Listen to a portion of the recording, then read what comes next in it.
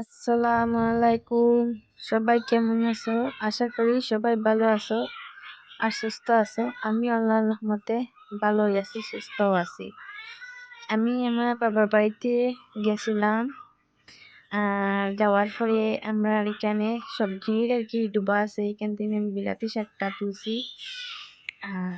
তুলিয়া পরে আমি বেগুন দিয়া আর আলু আর মাছ দিয়া আমি একটা তরকারি বানাইবো।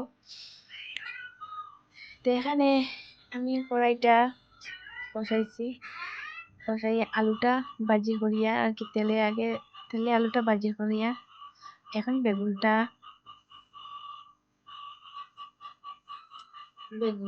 মানে একসঙ্গে রাখবো, বেগুন আলু আর বিলাতি শাক। বিলাতি মানে মিষ্টি কুমড়ো আর কি, আমরা বিলাতি হই। বিলাতি শাকটা রাইনটা আমি কিরকম রান্না আপনারা দেখবা। এখন আমি পেঁয়াজটা দিয়া পেঁয়াজটা মিলাইছি, এটা বাজি দিছে। পেঁয়াজটা নাড়াচাড়া করিয়ে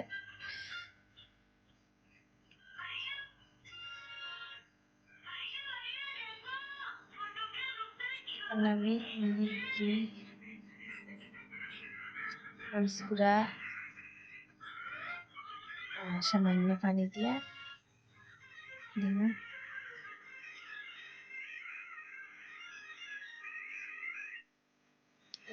হইয়ে মশলা গন্ধ পাকিয়ে দিলাম।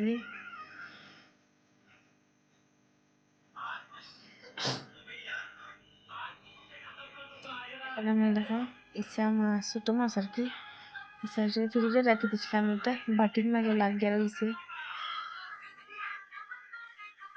এটা তেলের মাঝে একটা লাগাইয়া আর কি রাখি দিয়েছিলাম।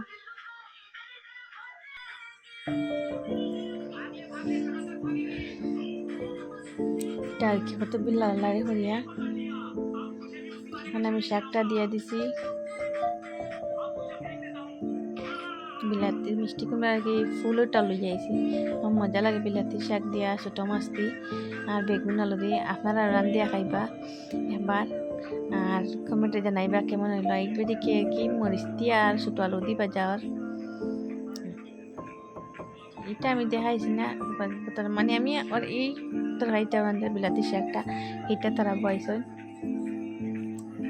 এখন লবণটা দিছি না, লবণটা দিয়ে দিলাম, গুঁড়ি দিলাম। আমার শাকটা কীরকম হয়েছে দেখুন, আপনারা আবার ট্রাই করবা, দেখবা।